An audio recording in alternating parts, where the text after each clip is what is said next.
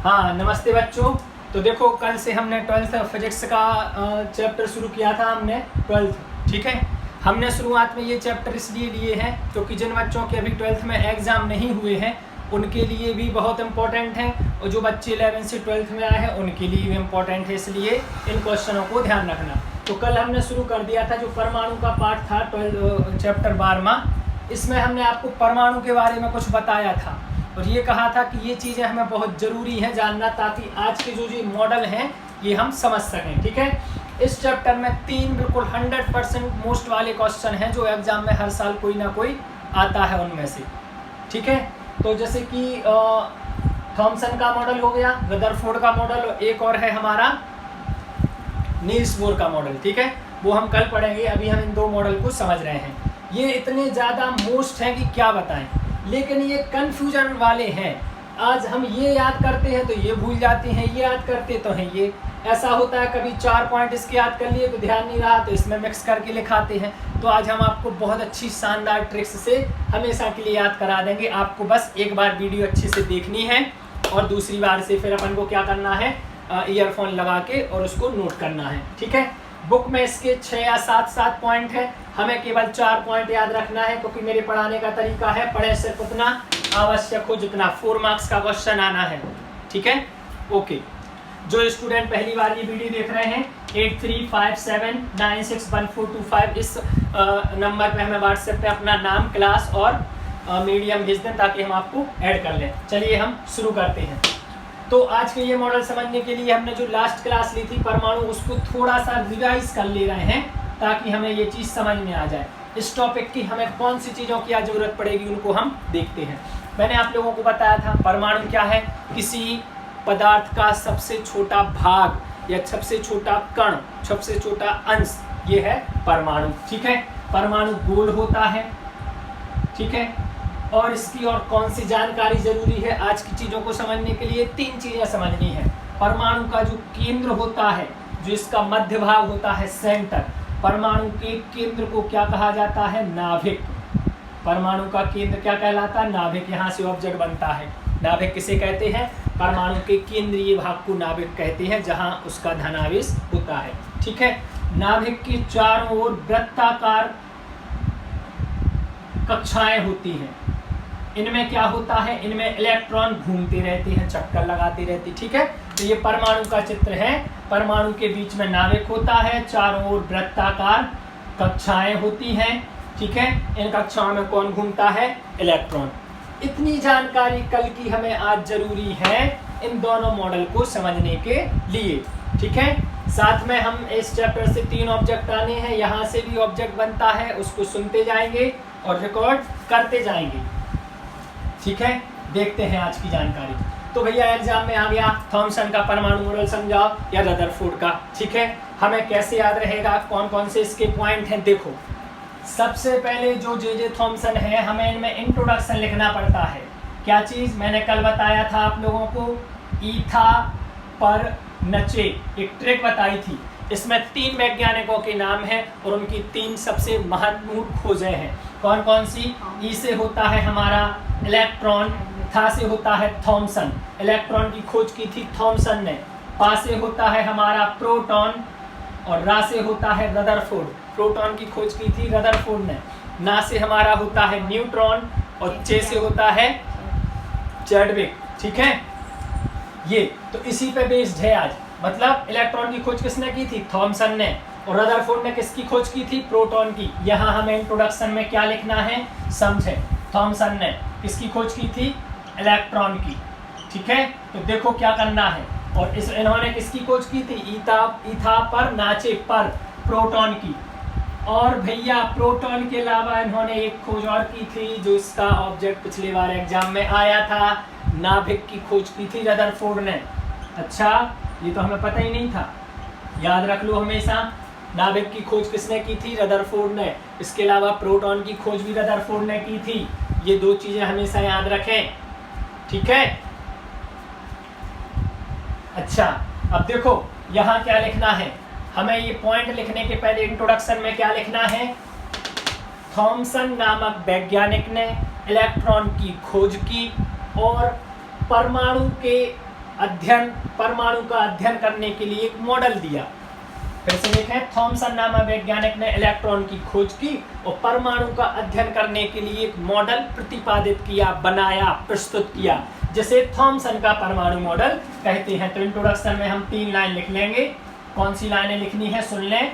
Thompson नामक वैज्ञानिक ने इलेक्ट्रॉन की खोज की और परमाणु का अध्ययन करके एक मॉडल प्रस्तुत किया, जिसे थॉमसन का मॉडल कहते हैं। यहाँ हमने 3 लाइन लिख दी। साथ में हम इस क्वेश्चन को लेके इसलिए चल रहे हैं कि एक साथ दोनों चीज समझ में आ जाए, कंफ्यूजन खत्म हो जाए। यहाँ क्या लिखना, वही का वही। रदरफोर्ड नामक वैज्ञानिक ने प्रोटॉन और नाभिक की खोज करके परमाणु के बारे में एक महत्वपूर्ण मॉडल दिया। फिर से देखें, रदरफोर्ड नामक वैज्ञानिक ने प्रोटॉन और नाभिक की खोज करके परमाणु के बारे में एक महत्वपूर्ण मॉडल दिया, जिसे रदरफोर्ड का मॉडल कहा गया। तो इंट्रोडक्शन में यहाँ हम 3 लाइन लिख देंगे, ठीक है। फिर हम उस मॉडल में क्या खास बात थी इनकी और इनकी वो हम लिखेंगे। पिछले बार बोर का मॉडल आया था, इसलिए इस बार बोर को छोड़ के सबसे ज्यादा इंपॉर्टेंट थॉमसन का मॉडल या रदरफोर्ड का मॉडल आना ही है, बिल्कुल 100%। अच्छे से याद कर लें।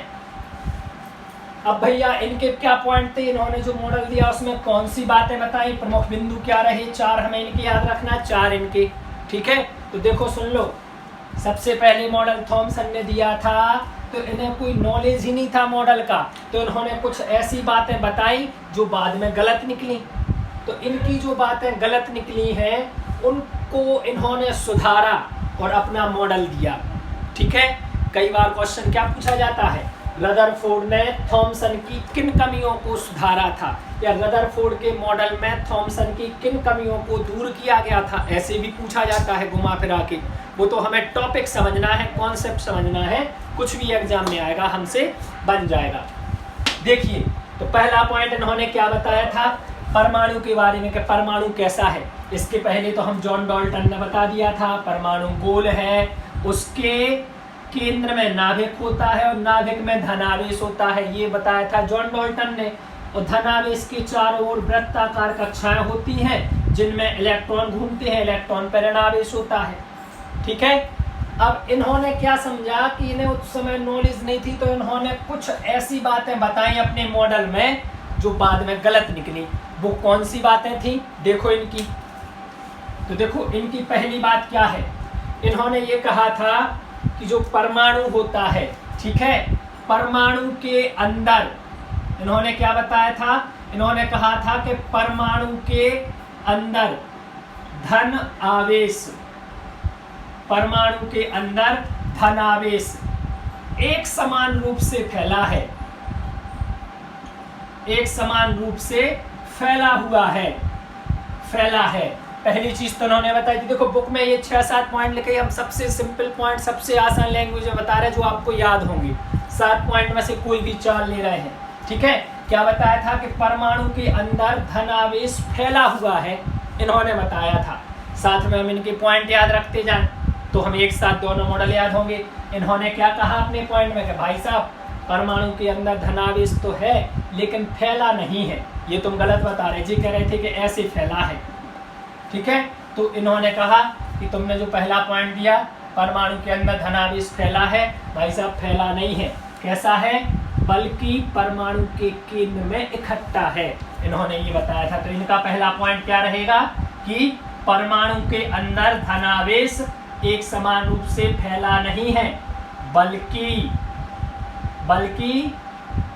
केंद्र पर एकत्रित है, केंद्र पर एकत्रित है, मतलब जो परमाणु का केंद्र है वहीं पे इकट्ठा है, फैला नहीं है। और उस केंद्र को फिर क्या कहा गया, नाभिक। तो इन्होंने अपने मॉडल में नाभिक की परिभाषा भी दे दी, नाभिक की खोज भी कर दी कि भैया परमाणु के बीच में एक जगह होती है, उसी जगह को तो नाभिक कहा जाता है, ठीक है।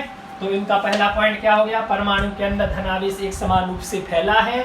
जबकि रदरफोर्ड का पहला पॉइंट क्या था कि परमाणु के अंदर धनावेश एक समान रूप से फैला नहीं है बल्कि केंद्र पर एकत्रित है, ठीक है। पहला पॉइंट हो गया। अच्छा भैया दूसरा पॉइंट देखो, धनावेश की बात खत्म हो गई। धनावेश के अलावा ऋणावेश पे इनका दूसरा पॉइंट है। देखो हमारी जो ट्रिक रहती है, पढ़ाने का तरीका रहता है, उसको हम अपने अनुसार व्यवस्थित करते हैं। अदर टीचरों का आप जब वीडियो देखेंगे तो हो सकता है जो दूसरा पॉइंट हम लिख रहे हैं वो 5वें नंबर पे बताएं या 6वें पे, तो उसमें फिर याद करने में समस्या हो जाती, फिर वो चीज़ टफ लगने लगती। बच्चों ने कई बार बताया सर यूट्यूब पे हमने बहुत सारी वीडियो देखी, वही टॉपिक अन्य टीचरों का हमें कठिन लगा, वही आपका सरल लगा, इसलिए क्योंकि हम अपने अनुसार मैनेज करते हैं। तो जो 5वें 6वें नंबर का पॉइंट है वो हमने दूसरे नंबर पे ऐड कर दिया। धनावेश का पॉइंट हो गया। दूसरा है ऋणावेश का पॉइंट। तो देखो ऋण आवेश या ऋण आवेश किस पे पाया जाता है? ऋण आवेशित किस पे, कौन कौन होता है ऋण आवेशित? ऋण आवेश किस पे पाया जाता है? इलेक्ट्रॉन पर। तो दूसरा पॉइंट इनका इलेक्ट्रॉन के बारे में है। क्या है कि देखो सोच के हंसी आएगी, तो मैं एनसीईआरटी की बुक में क्या लिखा ये पॉइंट है, शिवलाल की बुक में इन्होंने क्या कहा था कि ऋण आवेशित जो इलेक्ट्रॉन होते हैं वो परमाणु के अंदर उसी प्रकार धसे हैं, परमाणु के अंदर उसी प्रकार धसे हैं जिस प्रकार तरबूज के अंदर बीज धसे हैं। नहीं, जिस प्रकार तरबूज के गूदे, ये बैड किताब में लिखा हुआ है भाई साहब, ठीक है, जिस प्रकार तरबूज के गूदे के अंदर बीज धसे हैं। भैया पहले इनको पता नहीं था कि धसे हैं कि चक्कर लगा रहे, इनने तो बोल दिया कि ऋण आवेशित जो इलेक्ट्रॉन होते हैं, पहला पॉइंट धनावेश का था, दूसरा ऋण का कि ऋण आवेशित इलेक्ट्रॉन परमाणु के अंदर धसे हैं। किस प्रकार धसे? उसी प्रकार धसे जिस प्रकार तरबूज का जो गूदा होता है, तरबूज मतलब कलिंद्रो, तो उसका जो गूदा होता है लाल लाल, उसके अंदर बीज धसे रहते बीच बीच में, वैसे। तो भैया जब इन्होंने रदरफोर्ड ने अपना दूसरा पॉइंट दिया, इन्होंने समझाया कि भाई साहब तुम उल्टी सीधी बातें कर रहे हो, क्लियर नहीं है तुम्हें नॉलेज, हम बता रहे क्या है नॉलेज। तो इन्होंने फिर क्या कहा था कि जो इलेक्ट्रॉन है वो परमाणु के अंदर धसे नहीं है, बल्कि वृत्ताकार कक्षाओं में चक्कर लगा रहे।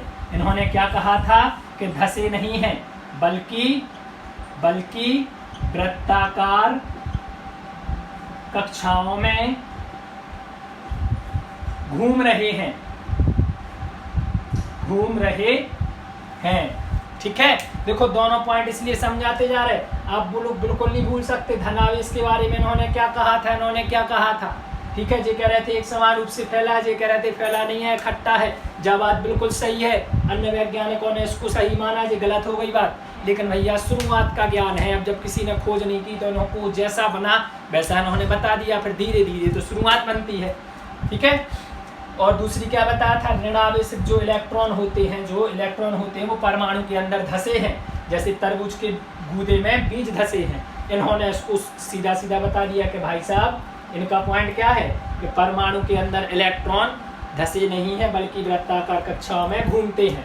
तीसरा पॉइंट इन्होंने क्या बताया, ये बताया कि परमाणु गोल है। सुभैया बात तो जॉन डाल्टन ने पहले बता दी थी, तो इनने एक बार और बता दी, उन्हीं की नकल ठोक दी इनने कि परमाणु कैसा है, गोल है।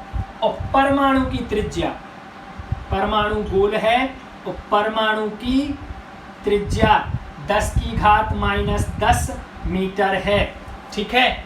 इन्होंने अपना तीसरा पॉइंट भी तो नकल कर रहे हैं उनकी, सुधार रहे हैं इनकी चीज़ों को।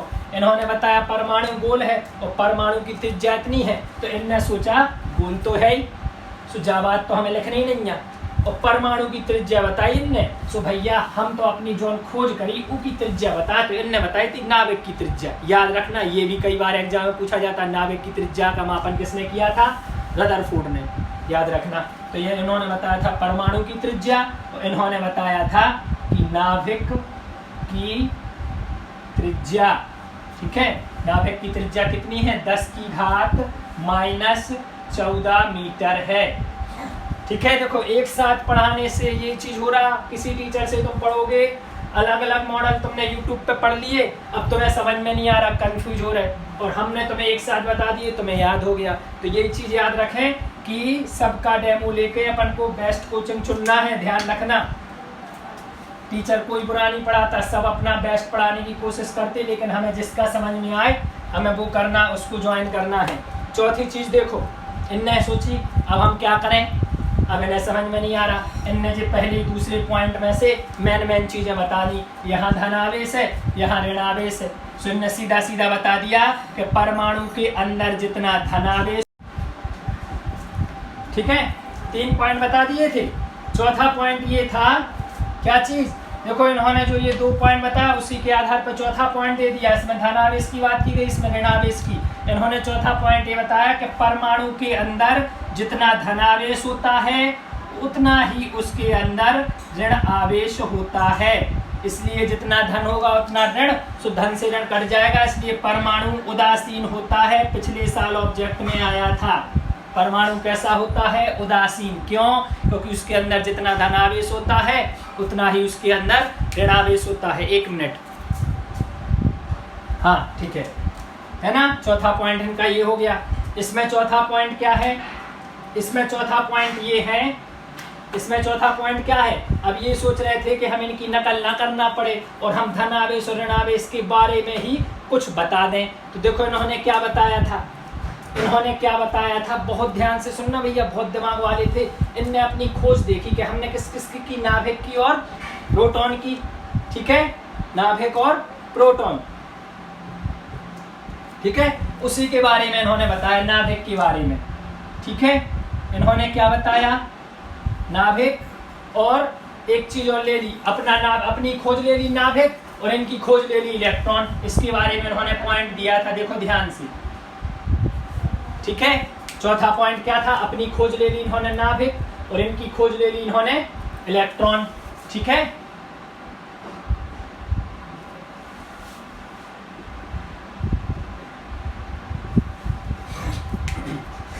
अपनी खोज इन्होंने नाभिक ले ली और इनकी खोज इन्होंने इलेक्ट्रॉन ले ली, और पॉइंट क्या दे दिया, देखो नाभिक और इलेक्ट्रॉन के बीच एक आकर्षण बल लगता है, नाभिक और इलेक्ट्रॉन के बीच आकर्षण बल लगता है। लो खत्म होगा 4 पॉइंट। फिर से समझ लें, एग्जाम में थॉमसन का परमाणु मॉडल और रदरफोर्ड का परमाणु मॉडल, 2 में से कोई एक आना है, ठीक है। अपना चूंकि वीडियो वो थोड़ी सी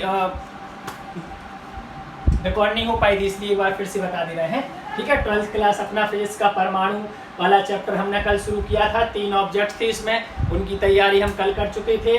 4 नंबर का एक क्वेश्चन करना है, 2 क्वेश्चन आज है, 2 हम कल बताएंगे, ठीक है। इन क्वेश्चन को हम समझ ले रहे हैं, थॉमसन का परमाणु मॉडल और रदरफोर्ड का परमाणु मॉडल, ठीक है। हमें किस तरीके से समझना है एक बार अच्छे से रिवाइज कर ले रहे हैं हम। जब भी हमें इसका मॉडल लिखना हो या इसका, तो हमें इनकी खोज याद रखना। थॉमसन नाम का वैज्ञानिक था, उसने किसकी खोज की थी, इलेक्ट्रॉन की। और रदरफोर्ड नाम का वैज्ञानिक था, उसने किसकी खोज की थी, प्रोटॉन और नाभिक की, ठीक है। अब इनका जब परमाणु मॉडल पूछा जाएगा तो पहले हमें 4-5 लाइन उसका इंट्रोडक्शन लिखना है। वो कैसे लिखा जाता है उसको समझें यहाँ से, कि थॉमसन नामक वैज्ञानिक ने इलेक्ट्रॉन की खोज की और परमाणु के बारे में एक मॉडल प्रस्तुत किया या बनाया, जिसे थॉमसन का मॉडल कहते हैं। थॉमसन नामक वैज्ञानिक ने इलेक्ट्रॉन की खोज की और परमाणु के संबंध में एक मॉडल बनाया। फिर से समझो, थॉमसन नामक वैज्ञानिक ने इलेक्ट्रॉन की खोज की और परमाणु के संबंध में एक मॉडल बनाया, जिसे थॉमसन का मॉडल कहा जाता है। इसमें हम लिखेंगे, रदरफोर्ड नामक वैज्ञानिक ने प्रोटॉन और नाभिक की खोज की और परमाणु के बारे में एक मॉडल प्रस्तुत किया, जिसे रदरफोर्ड का मॉडल कहते हैं। तो ये 4 लाइन हम यहाँ लिख देंगे, इनकी 4 लाइन यहाँ लिख देंगे। अब हम इनके मॉडल के मुख्य पॉइंट कौन कौन से हैं वो हम यहाँ लिख रहे हैं, इनके यहाँ साथ में, इसलिए दोनों को ले रहे हैं कि हमें अच्छे से याद हो जाए।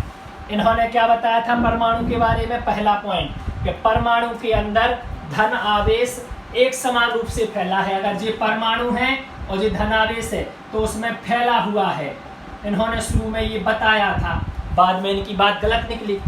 तो इन्होंने क्या किया था, इनके मॉडल में जो कमियां थी उनको सुधारते हुए अपना मॉडल दिया था। हम यहाँ लिख भी सकते हैं कि थॉमसन के मॉडल की कमियों को सुधारते हुए, थॉमसन के मॉडल की कमियों को सुधारते हुए रदरफोर्ड ने एक मॉडल दिया था, ठीक है।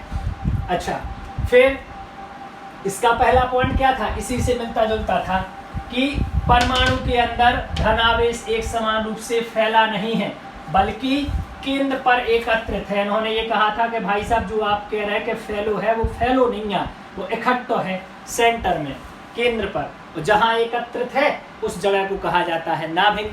ठीक है, यहाँ एक ऑब्जेक्ट भी तैयार हो गया। नाभिक में कौन सा आवेश होता है? धनावेश, ये तो पता ही है। प्रोटॉन में कौन सा आवेश होता है? पास ए प्रोटॉन, पास ए पॉजिटिव, प्रोटॉन में पॉजिटिव होता है, इलेक्ट्रॉन में नेगेटिव होता है। ठीक है, इसकी एक ट्रिक भी है। इलेक्ट्रॉन ई से बनता है, ई। तो देखो ई बना रहे हम, तो जी काय के चिन्ह लगा रहे हैं हम, ऐसे ऐसे काय के चिन्ह लगा रहे हैं, ऋण की, तो इलेक्ट्रॉन को होता है ऋण आवेश। ये ट्रिक है, याद रख सकते। पास ए प्रोटॉन और पास ए पॉजिटिव, पास ए प्रोटॉन और पास ए पॉजिटिव, पॉजिटिव मतलब प्लस, इसमें पॉजिटिव चार्ज होता है, धनावेश होता है। ठीक है, दूसरा पॉइंट इनका क्या था? ऋणावेशित इलेक्ट्रॉन, मतलब इन्होंने क्या बताया था कि जो इलेक्ट्रॉन होते हैं वो परमाणु के अंदर धसे हैं। ठीक है, कैसे धसे हैं? जैसे तरबूज के गूदे में बीज धसे रहते हैं, वैसे इलेक्ट्रॉन धसे। इन्होंने कहा था भाई साहब आपकी आधी बात सही है, आधी गलत है। इनका पॉइंट क्या था? इनका पॉइंट ये था कि परमाणु के अंदर इलेक्ट्रॉन धसे नहीं हैं, बल्कि वृत्ताकार कक्षाओं में घूम रहे हैं। मतलब कि ऐसे ऐसे धसे नहीं हैं, बल्कि ये घूम रहे हैं। ऐसी कक्षाएं हैं, इसमें घूम रहे हैं, ऐसी कक्षाएं हैं, इसमें घूम रहे हैं। ठीक है, इस तरीके से। तीसरा पॉइंट क्या था इनका? परमाणु गोल है, यहाँ से ऑब्जेक्ट बन जाता है। परमाणु का आकार कैसा है? वृत्ताकार, त्रिभुजाकार, ऐसे ऑप्शन दे देता है। तो परमाणु गोल है और इसकी त्रिज्या 10⁻⁻10 मीटर है। इन्होंने सोचा हम तीसरा पॉइंट क्या दें, इनकी नकल तो कर नहीं सकते, तो इन्होंने बताई परमाणु की त्रिज्या, इन्होंने बता दी नाभिक की त्रिज्या। तो नाभिक की त्रिज्या 10⁻14 मीटर होती है, इनका ये पॉइंट है। चौथा पॉइंट इनका क्या था? इन्होंने बताया था, देखो पहले और इस पॉइंट से चुराया था इन्होंने, यहाँ धनावेश, यहाँ ऋणावेश। चौथा पॉइंट इनका ये था कि परमाणु के अंदर जितना धनावेश होता है उतना ही ऋणावेश होता है। तो उतने ही धन के उतने ऋण के, सो वो आपस में कट गए, इसलिए परमाणु उदासीन होता है या अनावेशित होता है। 2020 में आया था ये ऑब्जेक्ट। परमाणु कैसा होता है? धनावेशित, अनावेशित, ऋणावेशित, उदासीन, ऐसे ऑप्शन दे दिए थे, तो उदासीन होता है। ठीक है, यहाँ इनका पॉइंट क्या था? अब ये सोच रहे हैं कि हम क्या करें, इनकी नकल हम कर नहीं सकते, इन्हीं से मिलता जुलता हमें चाहिए है, इन्हीं से मिलता जुलता चाहिए। सो देखो दिमाग लगाया कि धनावेश किस पे पाया जाता है? नाभिक पे। शून्य उन्होंने लिया नाभिक।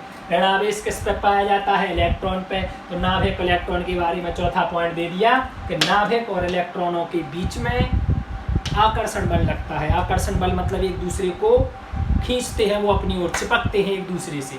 ठीक है, आकर्षित हो जाते हैं, जे इनकी ओर आ रहे, जे इनकी ओर आ रहे, ऐसे जो होता है आकर्षित होना। ठीक है, तो बच्चों आज हमने थॉमसन का मॉडल आपको तैयार करवा दिया, रदरफोर्ड का करवा दिया। इसके अलावा कुछ काम की बातें ध्यान रखें। आप जब किताब खोलेंगे या किसी अन्य टीचर से यूट्यूब वगैरह पे पढ़ेंगे या कहीं भी, तो आप देखेंगे टीचर अपनी सुविधा के अनुसार हो सकता है ये पहला पॉइंट पहले बता दे, फिर ये बाद में बताइए, पहले बताइए बाद में, मतलब क्रम से। लेकिन हम जब भी कोई टॉपिक पढ़ाते हैं तो हम उसको इतना सिस्टमेटिक पढ़ाते हैं कि बच्चे को बहुत आसानी से समझ में आ जाए। किताब में 6-7 पॉइंट दिए गए, हमने कोई भी 4 आसानी से ले लिए, क्योंकि हमारा उद्देश्य पढ़े सिर्फ उतना आवश्यक हो जितना 4 नंबर का आना है। हमें 4 पॉइंट अच्छे से याद होना चाहिए। तुम 10 पॉइंट किताब में लिखे है, 10 पॉइंट याद करने की सोचोगे, 10 भूल जाओगे, ध्यान रखना। ठीक है, अब इसमें सबसे मेन चीज जिसके लिए हम जाने जाते हैं वो है हमारी खुद की बनाई हुई ट्रिक्स, जिससे कंफ्यूजन दूर होती है और हमेशा के लिए चीज़ याद होती है। इस ट्रिक्स को हम समझ लें कहाँ कहाँ ट्रिक्स छुपी हुई है। ठीक है, पहली चीज़ स्टूडेंट ने पूछा सर हम भूल जाते हैं इलेक्ट्रॉन पे कौन सा आवेश है, प्रोटॉन पे कौन सा आवेश है और नाभिक पे कौन सा आवेश है, इसकी आप कोई हमें ट्रिक बताएं, इसकी हमें कोई ट्रिक बताएं। तो हमने कहा देखो बेटा ऐसे याद रखना, इलेक्ट्रॉन है, इलेक्ट्रॉन किससे शुरू हो रहा है? ई से। तो ई बना रहे हम, तो लाइन खींचने के बाद ये ऐसे खींचते हैं ई। ठीक है, ये लाइन मिटा दो, ये तुम्हें किसका चिन्ह दिख रहा? उन्होंने कहा सर ये तो ऋण का चिन्ह दिख रहा। हमेशा को याद हो गया इलेक्ट्रॉन पे ऋण आवेश होता है, कभी नहीं भूल पाओगे। अच्छा सर इनको कैसे याद करेंगे? प्रोटॉन पे याद रखना, प्रोटॉन से याद रखना पासे प्रोटॉन पासे प्लस, पासे प्रोटॉन पासे प्लस, पासे प्रोटॉन पासे प्लस, प्रोटॉन पे होता है प्लस। ठीक है, ये कभी याद मतलब कभी नहीं भूलोगे। 2 चीज़ याद हो गई। नाभिक पे प्लस होता है, ये हमें कैसे याद रहेगा बताओ सर। नाभिक पे प्लस बहुत आसान है। ना नल का लिख रहे हैं हमने ये लिख दिया, ऐसे बनाते हैं ना नल का। तो भैया ये काय का चिन्ह दिख रहा, अरे सर थोड़ा और मिला दो, ये तो प्लस का दिख रहा। अब नहीं हम भूलेंगे, अब तो हमें पता रहेगा नाभिक पे प्लस और प्रोटॉन पे प्लस। ठीक है, याद रखोगे। ओके, और ऐसे याद रखो कि रदरफोर्ड हमेशा पान खाने के शौकीन थे। क्या खाते थे? पान। पा से प्रोटॉन, ना से नाभिक। प्रोटॉन और नाभिक की इन्होंने खोज की थी और पान खाने से ये पॉजिटिव रहते थे। या ऐसे याद रख लें कि पान खाने से ये पॉजिटिव हो गए थे। तो याद रहेगा कि दोनों पे इनकी जो खोजें हैं वो पॉजिटिव चार्ज रखती हैं, प्लस आवेश होता है, धन आवेश होता है। ऐसे न्यू ट्रिक्स से इंटरेस्टिंग तरीके से आप हमसे पढ़ सकते हैं।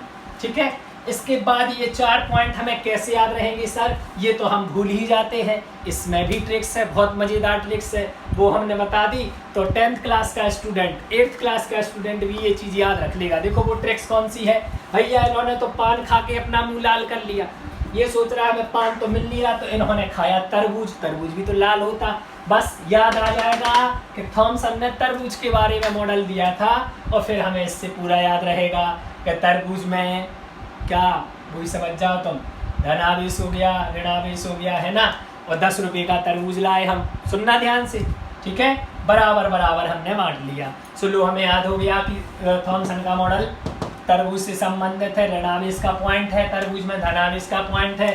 धन और ऋण बराबर बांट लिए और 10 रुपये का तरबूज आया था, या 10 के 2 तरबूज आए थे। हमेशा के लिए याद हो गया कि थॉमसन के मॉडल में हमें परमाणु की त्रिज्या 10 की घात 10 लिखनी है, हमें 14 नहीं लिखनी है। बिल्कुल याद रखना। देखो कितने अच्छे से बता रहे हैं। यहाँ कुछ नहीं है, यहाँ के पॉइंट भी हमें याद रहेंगे। ठीक है, अब एक बच्चे ने हमसे भैया पूछ लिया और हम बता नहीं पाए।